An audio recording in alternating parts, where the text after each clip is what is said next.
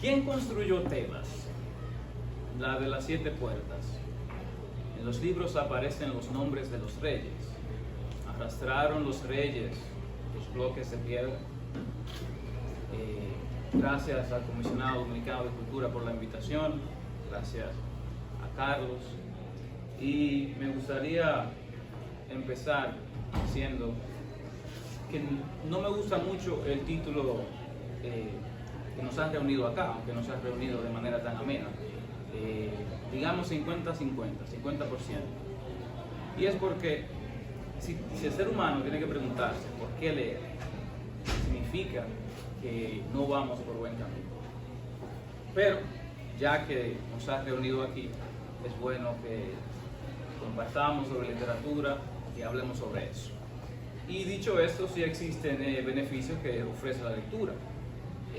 Y en la mayoría de los libros, en internet, encontramos lo siguiente: fortalece el cerebro, incrementa la empatía, mejora el vocabulario, la memoria, previene el decline cognitivo, reduce el estrés, alivia la depresión, prolonga la vida, mejora el pensamiento crítico. Esa es la que nos vamos a concentrar más hoy, en el pensamiento crítico.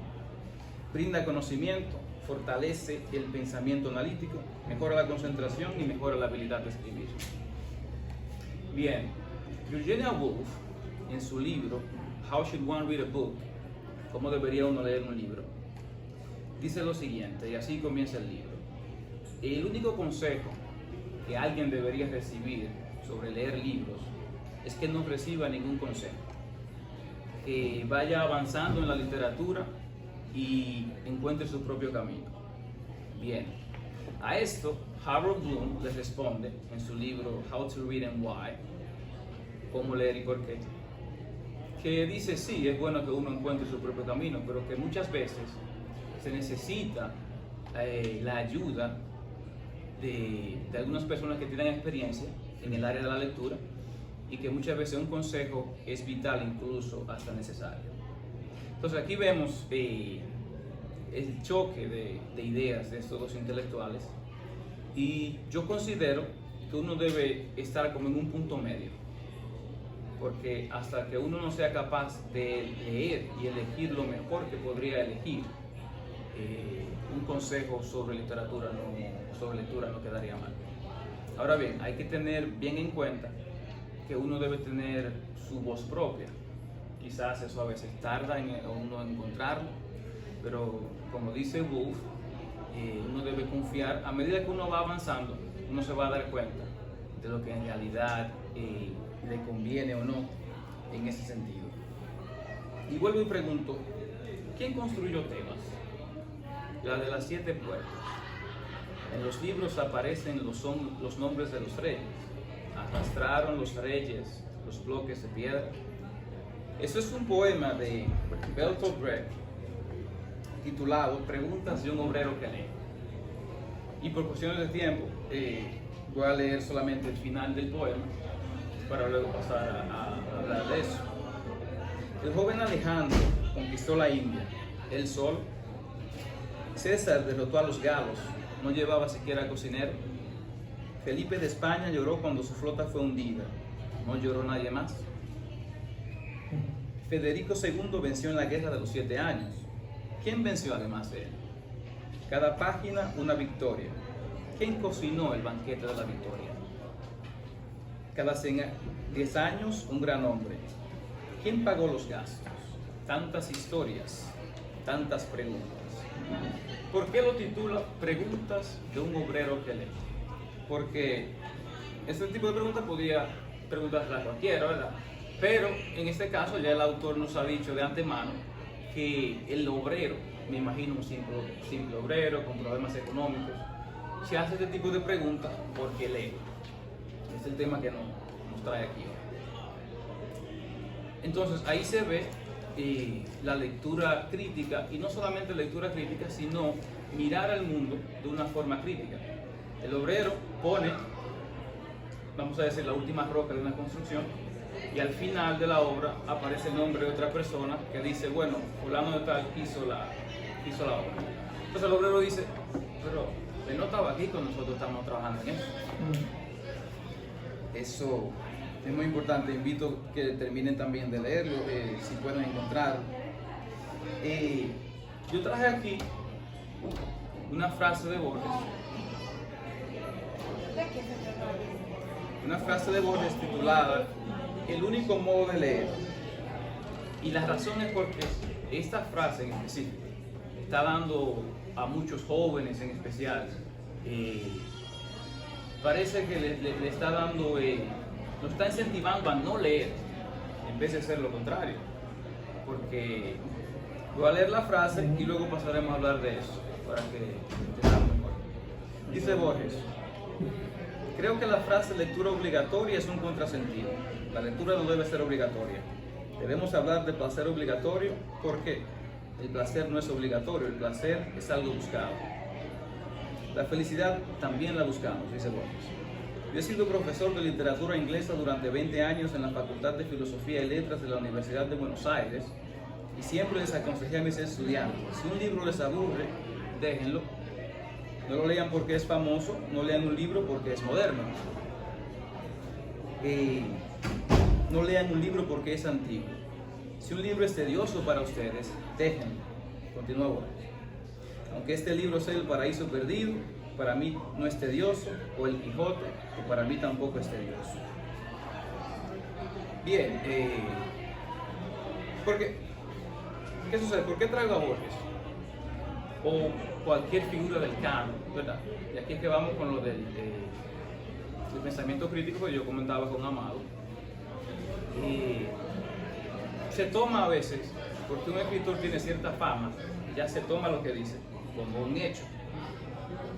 Si es así, no hay problema, pero debemos por primero analizar lo que el escritor ha dicho y ser crítico sin importar cuál sea el escritor.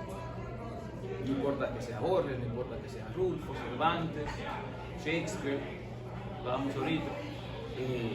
Esa es la parte en la que el lector debe encontrar su propia voz, en el sentido de que existe una persona, un escritor que le está dando información, le está planteando una idea, no solamente por el simple hecho de que esa persona lo diga, hay que acatarlo, y mucho más peligroso podría ser traerlo al mundo real.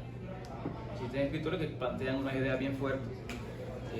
Tenemos a Nietzsche, por ejemplo. Entonces, Platón en la República dice que los niños hay que separarlos de las madres. Entonces uno dice, bueno, lo dijo Platón, pero vamos a considerarlo, vamos a pensar. Bien, yo quisiera ahora pasar a un tema, no quisiera decir tabú, pero hasta cierto punto sí, es el tema de las traducciones principalmente en español. Porque, especialmente en redes sociales, se ponen muchas frases, muchos ensayos, pero nunca se dice cuál es el traductor, quién tradujo eso. Y mayormente un texto, ya sea de Schopenhauer, tiene 15, 16 traductores.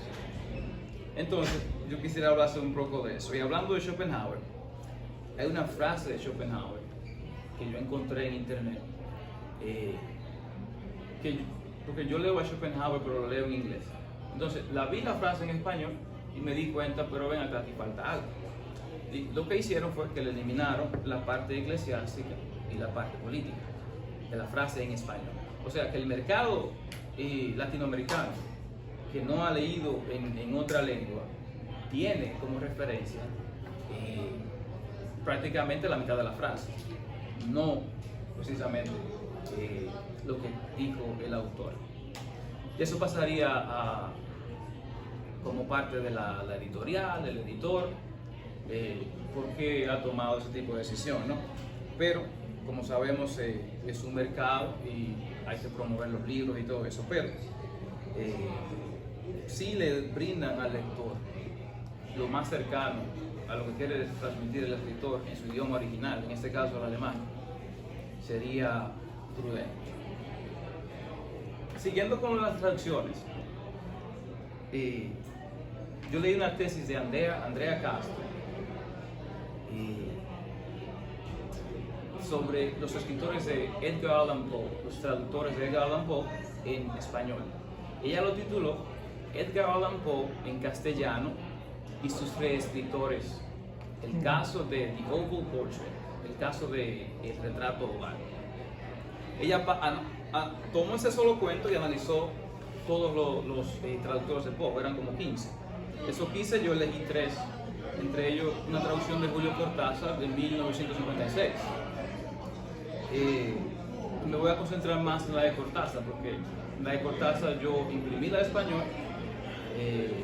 y la traducción, y la de inglés también, la puse juntas y empecé a hacer mis propias conclusiones sobre eso, aparte de la tesis que ya había leído.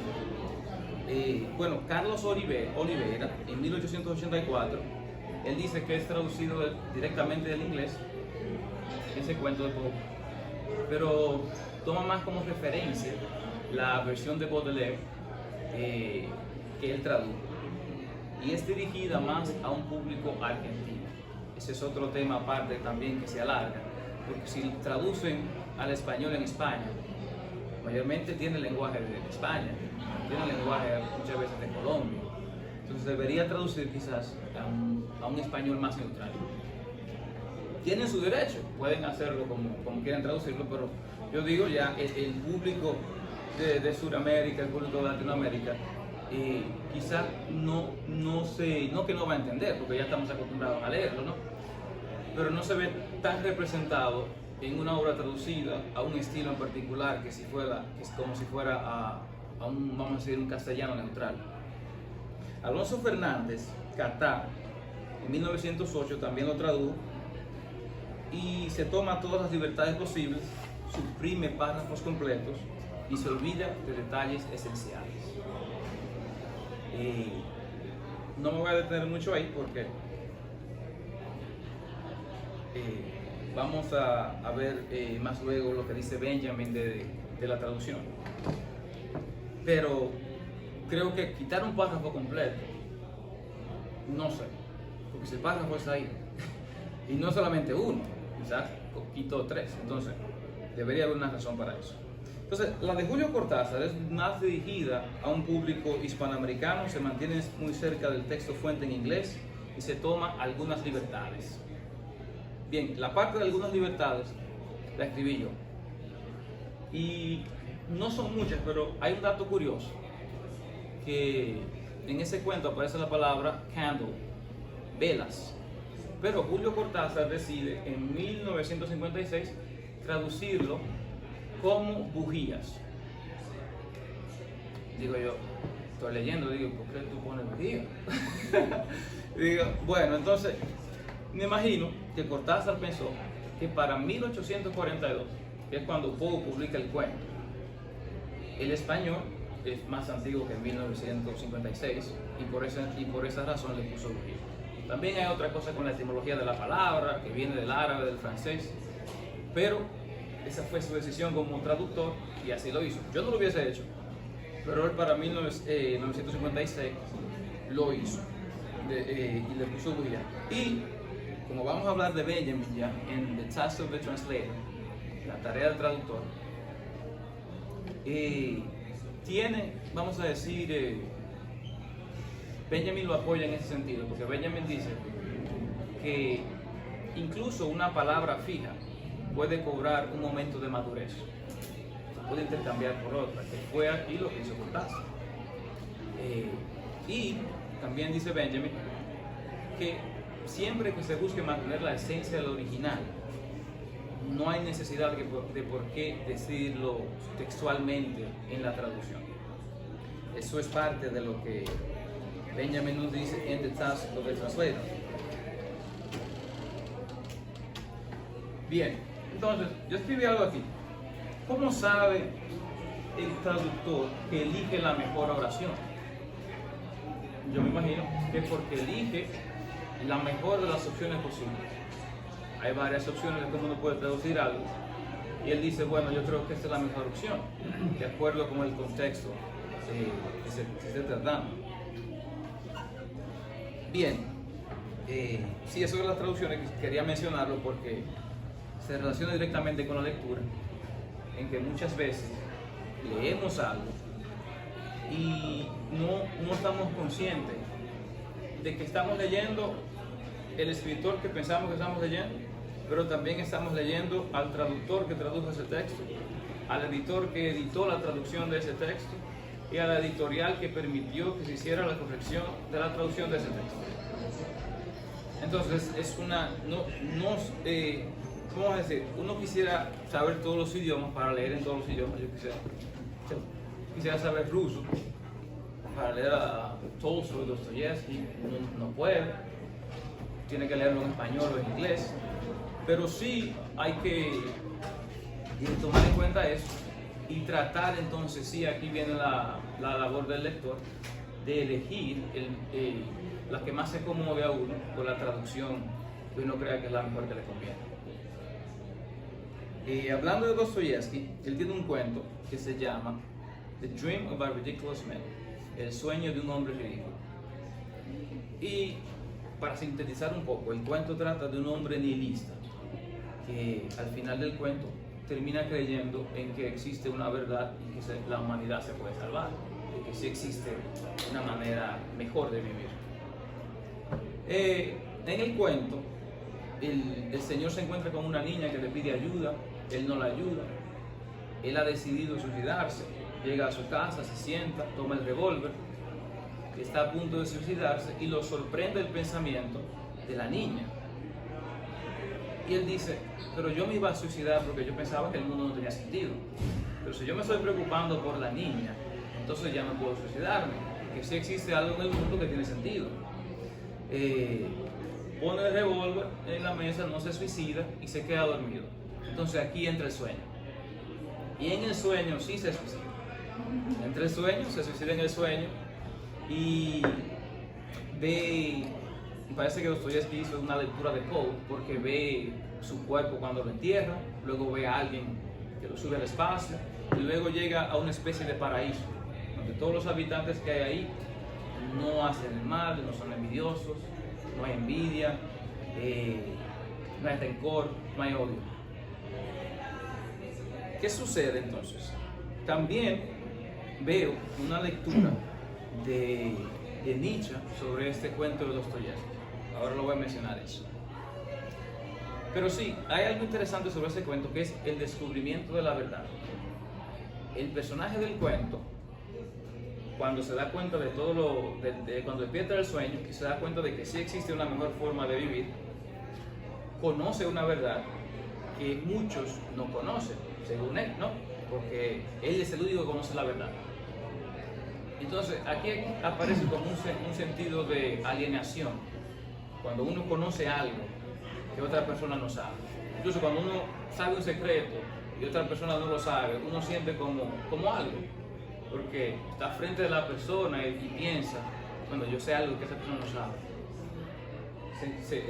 Aparece el sentimiento de alienación. Y lo que mencioné sobre Nietzsche es que eso es el Zaratustra, ¿no? Un hombre que baja de la montaña, iluminado, a decir una verdad que solamente él conoce. Por eso traigo a Nietzsche haciendo énfasis en que leyó, porque él leía mucho Dostoyevsky. Nietzsche dice que él ha aprendido más de Dostoyevsky que los psicoanalistas. Que Dostoyevsky le ha enseñado más a él que los psicoanalistas. Es un cuento bien interesante y si tienen tiempo de leerlo, lo pueden hacer. Ahora quisiera pasar a algo sobre la relectura. Es importante leer, pero muchas veces es incluso más importante leer lo que se lee, porque muchas veces uno no se queda con todo lo que podría ofrecer un texto. Entonces, para esto de la relectura, yo quisiera mencionar a Kafka y un experimento que hicieron con Kafka. Quiero dejar claro que esto no es una opinión mía. Hicieron un estudio de Kafka, lo pueden encontrar en internet también, en una universidad, no me recuerdo cuál, de que Kafka mejora la capacidad cognitiva. Tomaron el cuento A Country Doctor, un doctor del campo, o un doctor en el campo, y tomaron 80 personas, 40 leyeron el cuento, 40 no leyeron el cuento. Y luego le pusieron una especie de examen que tenían que encontrar algunos parámetros y así. Y los que leyeron el cuento tuvieron mejores resultados. Me parece que eso lo hicieron unas cuantas veces, no una sola vez. Pero resulta interesante, pero también resulta, no es tan difícil darse cuenta porque quien juega ajedrez se da cuenta de que ese tipo de entrenamiento, de pensamiento analítico, mejora la capacidad cognitiva. Incluso los doctores en la neurociencia aconsejan que uno debe estar, la lectura es una de las formas de mantener el cerebro activo para evitar enfermedades como el Alzheimer. No se puede evitar directamente, pero se puede retrasar. Se puede retrasar. Entonces, es interesante que Kafka mejora la capacidad cognitiva. Y no solamente Kafka, también existen otros escritores que pueden hacer lo mismo, siempre y cuando brinden el nivel de exigencia que brinda un escritor con Kafka. Bien, ahora quisiera traer a Don Quijote, porque Don Quijote viene siendo la novela del lector por excelencia, vamos a decirlo así, ¿no? Hay muchas más también, pero como fue primero, 1600, ¿verdad? Y quisiera concentrarme en el capítulo 6, que habla de la quemadura de libros y sobre las traducciones también. La traducción no voy a hablar mucho porque ya tocamos eso, pero sí la parte de que queman los libros de Don Quijote, queman la biblioteca, porque según se puso loco. Y mi lectura de Don Quijote no es la de una persona que se puso loco, fue a andar por el mundo de caballería y luego murió cobrando la razón. Mi lectura de Don Quijote es que es prácticamente una alegoría a que uno debe atreverse a hacer lo que uno cree, incluso si el mundo está en contra de eso. Claro está, no estoy invitando a que hagan nada malo, pero si es algo bueno, ¿por qué no, verdad? Y que siempre uno se va a encontrar con todos los obstáculos posibles en el mundo. Morirnos. Exacto. Morirnos de viento. Sí. Entonces, la parte de que queman los libros de Don Quijote, porque la parte de la traducción él menciona que la poesía no se puede traducir. Dice que la poesía hay que leerla en su idioma original, ¿verdad? Resulta bien incómodo traducir la poesía. Pero la parte de que queman los libros, ahí venimos de nuevo a lo que yo planteaba del pensamiento crítico. Si nos damos cuenta, ¿quién quema los libros de Don Quijote? ¿Cuál es la autoridad que da el sí para que quemen los libros de Don Quijote? ¿Verdad que sí? Porque la Inquisición en esos tiempos. Exactamente. La Inquisición que quemó libros con autores incluidos. Exacto. Sí, entonces ahí es donde entra el lector. No solamente yo estoy leyendo una novela de caballería, yo tengo que quedarme con algo, por lo menos con algo, y analizarlo, para luego, como yo hablaba con Amado, si se va a reflejar en algo que yo escriba o en cualquier otra cosa, también se puede traer a la vida y uno aplicarlo a la vida. Pero hay que tener eso bien claro y ver también cuáles son las autoridades que están dictando lo que uno lee, lo que uno en un sentido puede soñar, porque muchas veces también se reprime la capacidad de soñar una persona si se limita de esta manera. Y para terminar, no sé si tienen una pregunta. No, pero mediamente. ¿Ustedes no tienen preguntas? Yo sí. Yo sí. Pero bueno, sigue. Una frase de Orwell que dice: "We can grant them intellectual freedom because they have no intellect." Les podemos brindar libertad intelectual porque ellos no tienen intelecto. Esa es una de las frases en 1984 que yo he encontrado que ofenden más. Ya no estamos en el tiempo de Hitler que quema los libros, en el tiempo de la Inquisición que quema los libros, estamos en el tiempo de que hay libros por donde quiera, pero la gente no los lee. Entonces las autoridades nos están diciendo: tú tienes con qué educarte, pero tú no lo vas a hacer porque tú ni siquiera tienes el intelecto o la capacidad de pensar de que eso hay que hacer. Ahora los libros aparecen, lo que no aparecen mucho son los lectores. En un sentido, en esta comunidad que ahora nos envolvemos, sí, porque en una feria de libros se encuentran lectores. Estoy hablando ya más a un nivel prácticamente universal, que ha bajado mucho el amor por la lectura y el pensamiento crítico. Bueno, gracias. Tírame una para acá. Aquí hay una caja. Oh, no, está. Tiene. Gracias. Ya, gracias. Bueno, y gracias por su atención y si tienen alguna pregunta. Yeah, yo tengo varias preguntas. Al igual, pero va Varias preguntas. Tengo, una de ellas es que tú empezaste diciendo que tú estás en el punto medio entre Harold Bloom y la primera persona, no escuché muy bien el nombre, ¿cómo era? Virginia Woolf. Virginia Woolf, ok. Sí. ¿Cuál sería el punto medio en relación a eso, entre ellos dos? En que si alguien te da un consejo sobre lectura, tú agarras el consejo, luego tú vas a tu casa, los analizas y si te conviene tú lo adaptas, si no te conviene no lo adaptas. Pero a veces hay que estar receptivo a lo que está pasando y porque, ¿cómo decir? Aquí hay un señor, si me da un consejo sobre lectura, alguna experiencia que yo no conozco debe tener, ¿no? Entonces sí hay que considerarlo, aunque ya luego tú te vas y tú como lector formas tu propia forma de tú decidir. Es mucho también cuestión de gusto. Los lectores van mucho por lo que les gusta, ¿verdad? Pero a veces hay lecturas que son, no voy a decir por lo que sea por obligatorio, sino un poco necesarias. Sí. Porque quizás mucha gente no quiera leer Kafka porque es un poco, quizás no le encuentra mucho sentido, pero como ya vimos, Kafka te brinda un beneficio. Entonces ya dependería del tipo de lector. También.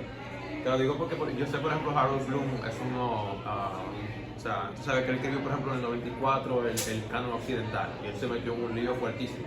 Entonces tú puedes de manera analógica decir que él estaba haciendo de manera implícita lo mismo que pasa con el Don Quijote de quemadura de libros, porque él lo que ponía cierto número de libros que él entiende que pertenece al canon occidental, por lo que llama una superioridad estética, vamos a decir, pero entonces sí estaría como quemando otros libros fuera del canon occidental, de cierta manera.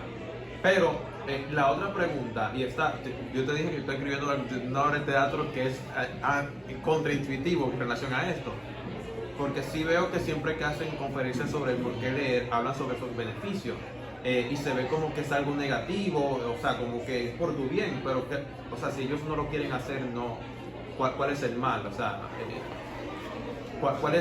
¿qué es lo que pierden? O sea, se ve lo que pierden, pero podría ver lo que ganan. En el sentido de que yo veo que quien lee mucho no experimenta mucho en comparación a quien experimenta mucho y lee poco. O sea, ¿Se pueden hacer las dos? Claro, se puede hacer las dos, pero siempre va a haber uno que haga otro más que otro. O sea, es como la idea de que o se vive o se piensa. Bueno, te fuiste un poco ahí a Schopenhauer. Recuerda que hablamos de Schopenhauer Ajá. y el arte de no leer. Sí. Por eso traje la frase de Borges, porque mucha gente se respalda de esa frase para no leer. Dice, yo no he terminado de leer el Quijote, Borges me apoya. No he terminado de leer tal libro, Borges me apoya, no lo termino.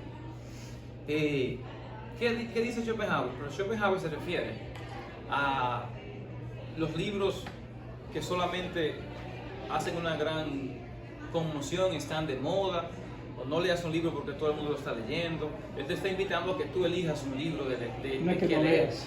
Exactamente, no que no leas. Ya. Pero para responder la parte de eso, bueno, yo tengo un concepto bien claro sobre eso. Yo creo que la mejor profesión es el de escribir, porque el ser humano está escribiendo desde el comienzo de los tiempos y expresando ideas que quizás no puedan expresarse en algunas otras artes. Bueno, las otras artes están un poco limitadas en cierto sentido. Si tú me tocas la guitarra, está bien, pero tal vez no me pintas un cuadro. Si tú me pintas un cuadro, quizás no me estás contando una historia, que quizás cuentes la historia con el cuadro, pero no todo el mundo va a ver la misma historia. Cuando tú escribes algo, tú puedes ser músico, tú puedes ser un artista, tú puedes ser un actor. Entonces yo no realmente a mí me parece que yo no entiendo por qué la gente no ve ese tipo de cosas en la lectura, pero sí yo entendería por qué la dejadez para leer, porque quizás cuesta un poco más de trabajo. Yo decía en algo que escribí que si fuera tan fácil como una carrera de 100 metros, que tú siempre sabes quién llega primero, no hay que decir nada. En el mundo de la literatura hay que leer, hay que analizar, hay que pensar, y eso cuesta trabajo. Y yo creo que el ser humano por naturaleza es un poco haragano. Entonces, eso es lo que tú sabes. Y para terminar con lo que aquí se pierde, yo creo que se pierde prácticamente mitad de su vida. Porque... Un manjar. Sí. Pero ¿Mitad digo... de su vida cómo así? ¿Cómo? ¿Mitad de su vida cómo así? Bueno, dice que quien lee 1000 vidas, quien no lee solamente vive una, vive la suya. Oh, ya. Yo personalmente no me compro esa cita, pero sí entiendo a qué te refieres. No te la compro en el sentido de Que yo no creo que es cierto. O sea, para mí suena muy bonita la cita, pero bueno, no me la... Y quizás... de nuevo, yo soy un locotrón como tú, yo sí a mí me gusta leer mucho. No. Pero... Porque, por ejemplo, mira... Pero no es tu motivación. La frase no es lo que te va a motivar a leer. No, es que yo sí veo, por ejemplo, principalmente en círculos de lectores, cómo de cierta manera tendemos a minimizar a quien no lee. Y si nos vamos desde un punto de vista postmodernista, por ejemplo un Roland Barthes o un punto de vista lacaniano, tú puedes pensar como todo es texto, de cierta manera. Incluso esos individuos que están escuchando una toticha están obteniendo texto, aunque no literalmente leyéndolo, y están interpretando, implícitamente se están volviendo autores de lo que escuchan, y están más de acuerdo a su realidad a tener que estar leyendo, por ejemplo, a un autor que Harold Bloom recomendaría, que pertenece al canon, y que quizás no sea tanto de su realidad. Es como lo que hacen los Dominican Writers, que tienen autores contemporáneos, por ejemplo, de aquel mundo de la comunidad, que probablemente si una persona lo llegara a leer pueda simpatizar más con ellos a simpatizar, por ejemplo, con un Homero. Aunque a la misma vez lo puedan hacer, porque como yo te dije, puedo ver lo positivo del canon, en que puede unificar ciertas culturas, porque ya se ha vuelto como que algo completamente del todo. Pero a la misma vez cuando vienen con esta idea, y de nuevo estoy contigo porque yo también soy un lector, que olvídate, eso es lo que yo como y bla. Pero cuando yo veo que alguna persona o le critican el Paulo Coelho, a mí no me gusta Paulo Coelho de cierta manera, pero yo digo, wow, leyeron a esto y me hablan como una pasión de que, oh, mira, me cambió, qué sé yo qué. Independientemente de que quizás no tenga la profundidad de un Kafka o de un Borges, sí tiene un efecto en esa clase de personas, que incluso tú lo puedes pensar de dos maneras. Yo siempre, a la gente que son críticas, por ejemplo, de rap conciencia en relación al comercial, hago una analogía entre A Brave New World y 1984. Porque tú puedes ver cómo uno se va como que te voy a dar todo, pero yo sé que tú vas a dejar, como tú dices, ahora hay un montón de libros, pero no tanto lectores. Se está yendo a otra parte de entretenimiento. Pero podría ser lo contrario, tipo George Orwell, en la que sí hay una clase de censura, pero de un lado se vive como que o sea, los dos extremos son malos, debe haber un medio. Un lado es como que entretenimiento y el otro lado es un miedo constante. A mí no me gustaría vivir en un mundo en el que todo lo que se escribiera sería algo con ciencia, filosofía. Tampoco me gustaría vivir en un mundo que sea entretenimiento puro, sino de un medio. Pero sí veo como que sí tendemos a minimizar a los lectores o a quien no lee, por ejemplo. Bueno, yo no estoy minimizando nada. No, claro. Pero yo entiendo lo que tú dices, porque la neurociencia ha demostrado que se puede pensar sin el lenguaje, pero mayormente somos lenguaje. Y mientras más tú razonas y analizas, cuando tú estás buscándole la solución a un problema, mientras más recursos tú tienes a tu disposición, Claro. hay más posibilidades de eso. Entonces ahí entra la lectura, te da más opciones. Cuando una persona estaba en cierta situación, ¿qué pasó? Ya uno tiene la experiencia por simplemente haberlo leído. Y en cuanto a eso que tú dices de que... Pero la misma vez... Sí, déjame responderte primero. Tú y yo estamos aquí con por que me llamada, mira. ¿Quieres un debate? No, es que esta conversación estaba mala mía, que olvídate. No. Sí, lo que pasa es que tú me diste varias cosas en la misma claro. pregunta. Entonces, mira, ¿qué te digo? Si existen intelectuales, a mí no me gusta mucho esa palabra de intelectual, que de hecho nació como algo peyorativo. Pero vamos a decir, existen personas que sí minimizan a otras por el hecho que tienen menos conocimiento que ellos. Me imagino que eso es lo que te refieres, ¿verdad? O que no le da. O que no, o personas que no lean, ¿verdad? Está mal. Un ser humano es un ser humano y no debe menospreciarse, maltratarse, independientemente de su situación económica, política o social, ¿verdad? Quien lo haga está mal. Entonces yo me imagino, en el caso que yo lo estoy diciendo, es que mejora, por ejemplo, tú juegas ajedrez, ¿verdad? Ya, no soy un jugador así, no. Pero tú estás consciente del beneficio que te da el ajedrez, ¿verdad? Claro. Es lo mismo. La lectura te ofrece beneficios. Pero tú, a eso que me refiero, que yo creo que independientemente de personas conozcan los beneficios, no es como que porque algo me dé beneficio no quiere decir que yo deba buscarlo. Es como que porque me digan que yo debo comer brócoli, yo voy a comer brócoli porque sé que brócoli es saludable. Sí, pero tú tienes que darte cuenta de algo. No, Pero apoyando lo que él dice, el campesino por lo regular no lee, no es un lector. Entonces, y un campesino, yo que vengo de familia campesina, lleva una vida feliz y plena. Y de hecho, y hay consecuencias también. Pues, una consecuencia que yo veo también, mírate esto. Y esto tiene que ver con una idea de un postmodernista también, con una idea de cultura. En un lugar, en un campo, por ejemplo, es más beneficioso, o vamos a decir en un barrio, para irme por lo que yo sé, mi guaguaguá. En un barrio es más beneficioso, de cierta manera, saber de Toquicha que saber de Cervantes.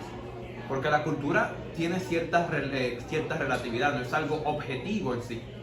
O sea, yo tengo un capital cultural más fuerte si yo conozco de Toquicha y de Rochi a yo conocer de Cervantes. ¿Por qué? Porque esto me permite a mí poder interactuar con quienes están ahí, en ese lugar. Me permite a mí tener un capital cultural que puedo incluso capitalizar desde un punto de vista económico, porque es lo que se vive y se come. Ahora, con yo tener un capital cultural de Cervantes, yo quizás pueda sintetizarlo y crear nuevas ideas, pero en lo local no me sirve de cierta manera. O sea, no está esa clase de beneficio completamente. Pero tal vez te puedas elevar de tu realidad y trascender y ocupar nuevas posiciones y aspirar a cosas mejores que vivir toda la vida en el barrio escuchando Toquicha. Inclusive retroalimentarte de lo que hace Toquicha, Sí. para que un poquito culturicen un poquito más las venas de ese barrio que pueden dar algo mejor. Mira, a mí me parece, escúchame, a mí me parece que lo que él dice tiene que ver mucho también con el sistema. O sea, el sistema es que te va condicionando lo que tú vas a leer, lo que tú vas a hacer y lo que no vas a hacer. Entonces, en el caso nuestro en Santo Domingo, cuando hablamos de esa muchacha que tú hablas, eso es parte del sistema nuestro, un sistema colonial independiente, que lo que nos han hecho, que nos han llevado a nosotros, lo que nosotros piensan los inferiores, que es lo que tenemos nosotros que aprender, practicar y lo que debemos ser mañana. O sea, es una cuestión de sistema. Porque si vamos a Cuba, ya la lectura sería diferente a la lectura en Santo Domingo. Es una cuestión sistemática. Una pregunta que quería hacer, porque ya se ha hablado mucho aquí del Quijote, pero yo creo que la edición 25 del Quijote trabaja Vargas Llosa. La pregunta mía es, cada vez que hay una edición del Quijote, hay una revisión. Una revisión del contenido. Vamos a revisar el contenido y vamos a hacer otra. No, porque esa que usted dice, yo leí esa, porque lo que hacen es buscan a algunos escritores para que hagan ciertos ensayos sobre el Quijote, los ponen al principio, pero la obra me parece que se queda igual. La obra se queda igual. Hay dos tiradas, una que es con un lenguaje español más simple y la otra que es en la que trabaja Vargas Llosa, que es de la Real Academia de la Lengua, que se queda igual. Eso dependería más en traducción, como estaba hablando también. Pero inclusive la del lenguaje simple sigue teniendo esa esencia de sigue la misma esencia. Sí, la que nos remonta a la escena, Sí. con el mismo lenguaje que trae. La tiene todavía, no lograron todavía extirpar ese acento español antiguo. Tal vez lo modernizaron un poco, pero en muchas partes todavía tiene ese acento. Gracias. para hacerlo, abarcar un poco más. Madre mía, ¿qué La tal? idea. Que yo No, hablo no, mucho. no, pero está bien, está bien. Pero todavía. para eso Sí, venimos, me quedo está bien. hacer- No, mentira, yo voy a callar ya. No hay problema. Como te decía, somos una masa. Tú hablabas ahorita de, me dicen que coma brócoli, que coma más comida saludable y todo eso. Como seres humanos y cómo funciona, y ya esto es ciencia, ¿no? Esto no es opinión mía. Ya. Tú tienes sangre, yo tengo sangre. Tú tienes riñones, yo también tengo riñones. Tú tienes un cerebro, yo tengo un cerebro. En el caso de la lectura, ¿qué hace la lectura con el cerebro? Lo mismo que hace el ajedrez. Entonces, es por eso la importancia de leer. Ahora, si una persona elige no leer, no por eso hay que menospreciarla o pensar como que es menos o algo así. Yo te dije, por eso no me gustaba mucho la palabra intelectual, porque existen muchos intelectuales que creen que porque tienen un mayor conocimiento que una persona, como decía ella, del campo, son mejores personas. No, es un ser humano igual. Y usted quizás sea un experto en su área, pero no lo hace más humano que otra persona. Y yo que de parte de madre vengo de un campo, de un campo histórico, y vengo de Mao también, que también tiene su historia, pero que tenemos que más campo. Yo fui testigo de una inteligencia campesina que el lector o el hombre de ciudad no tiene. El hombre de ciudad y el lector puede, vamos a explicar el lector, el hombre de ciudad puede detener esa presentación, pero el hombre de campo te da una solución rápida y que te va a solucionar un problema para después entonces enfrentarse a él. De una manera que yo digo, o sea, no se me había ocurrido esa forma y fui testigo en 5 minutos de 2 hombres inteligentes que presentaron esa inteligencia campesina, de ese momentáneamente y al instante. Entonces, sí tienen su tipo de inteligencia. Hay cada tipo de inteligencia. Sí, pero Ya, que de hecho. mira, cuando he hablado ahorita de que, por ejemplo, hay personas que porque tienen más conocimiento y son medio intelectuales, tratan de opacar al que no tiene ese tipo de conocimiento. Entonces, eso significa que el que cree que tiene ese conocimiento, mira que Quítese la camisa y limpie con... No, mentira. el que cree que tiene ese conocimiento y trata entonces de minimizar a la otra persona porque no lee, entonces ahí se entiende que no existe tal conocimiento. Porque si existiese el conocimiento por ser tan intelectual, entendiera y comprendiera a la persona que no lee, y ahí sí entonces está ejerciendo el conocimiento y la inteligencia adquirida para poder tener ese entendimiento. Pero usted ve lo que usted dijo ahorita en relación al sistema. Lo que pasa es, cuando está hablando sobre las diferentes capitales culturales, capital económico, eso aplica desde un punto de vista cultural nacional, porque independientemente yo pueda restringirlo a algo regional y decir que Toquilla es preferible tener un capital cultural de Toquilla, uno de Cervantes.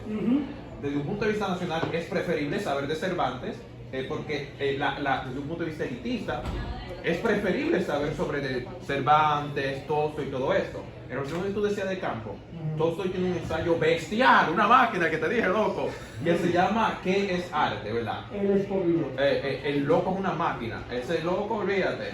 Entonces, él escribió este ensayo, oye, utilizándolo en tú. Él escribió este ensayo, entonces él nació noble y todo lo demás, él se fue de eso y soltó eso en banda, y él notó que lo que nosotros llamamos de que fine art, en realidad está determinado por nobles y elitistas. Y que si, ok, dice un momento, pero la mayoría de la gente no puede simpatizar con lo que está pasando acá. Porque muchas de las experiencias de los libros que se promocionan y se discusionan, en realidad son experiencias de gente que tienen un estatus social que tú no te puedes ver ahí, o sea, tú no te puedes ver en estas circunstancias. Entonces él se dio cuenta que la gente de country, del campo y todo esto, sí tienen una inteligencia que no tiene la persona noble como él. Y él empezó a trabajar y todo eso, y dijo, espérate, esta gente son bien inteligentes, son prácticos, porque nosotros no vivimos esa experiencia que tienen esa gente. Y él de hecho hace una comparación de una muchacha de campo que escribió una cosa que la criticaron, y él dijo, pero no se dan cuenta de lo brillante que es esto, y lo compara con un locotrón que era famoso en ese tiempo, porque él sí vivió y sintió eso. Pero como en ese tiempo había o sea, lo que quiero decir es que cuando nosotros hablamos sobre esos grandes autores, y él está hablando sobre esto, que uno no tiende a criticarlo, y él habla de Shakespeare, y hay mucha gente que ni siquiera lo lee, o Cervantes, hay que tener la parte crítica que él está diciendo también en relación a eso. Porque Exacto. esto no es de manera completamente objetiva. O sea, yo no. Lo que pasa es que también han vendido también la inteligencia como algo sublime. Entonces, es como el caso, por ejemplo, dominicano, en el caso de Leonel Fernández, un tipo muy inteligente. Yo digo un tipo que ha tenido la oportunidad de leer bastante, pero inteligente no creo que sea, porque inteligente para mí es la persona que puede resolver problemas. Una persona que resuelve, por ejemplo, un campesino que resuelve con lo que es el hambre, con lo que es las necesidades alimenticias. Entonces, él es un Él produce su alimento. Exacto. Entonces, ahí donde yo digo que uno tiene que ser, como tiene que haber un balance también. Porque si uno tiene conocimiento y ese conocimiento no sirve para favorecer a la comunidad, a la sociedad, yo creo que no. Bien, la pregunta de ella. No, ya me miró a mí como te va a callar esa boca. Ay, no. Es que le hace 10 preguntas en una. No. Mi pregunta se debe a que tú mencionas muchas novelas que son para adultos, pero la literatura se empieza a fomentar en la niñez, ¿verdad? Entonces, de tu punto, ¿cómo tú animas a un niño a leer? Bueno, yo creo que mientras más temprano se empieza, mejor. Para responderte, mi mamá me leía a mí desde pequeño. Ella era la que me leía y ya luego que yo llegué a high school, a veces había que analizar unas obras. Yo era un poco aragán para eso. Mi mamá me ayudaba. Y luego en la universidad, incluso yo cobraba 500 pesos por analizar una obra. Y doctor, ¿Sabes? No es una sorpresa que mucha gente no le gusta leer mucho, ¿verdad? Sí. Entonces, y yo no escribí poemas. pero mi mamá me ayudaba, ¿verdad? Y luego ella me dijo, no, eres tú que tienes que hacerlo. Tú eres que tienes que ponerte a analizar, responder las preguntas y todo eso. Pero es una cuestión del ambiente. Tener libros en la casa para que el niño, ¿por qué hacerlo? Y así se empieza el interés por la lectura. Otra pregunta, y no te ofendas, por favor.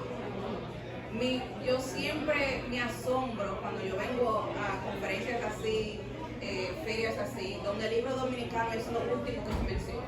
¿Por qué? Tú te sentaste ahí, tú mencionaste todo menos el libro dominicano.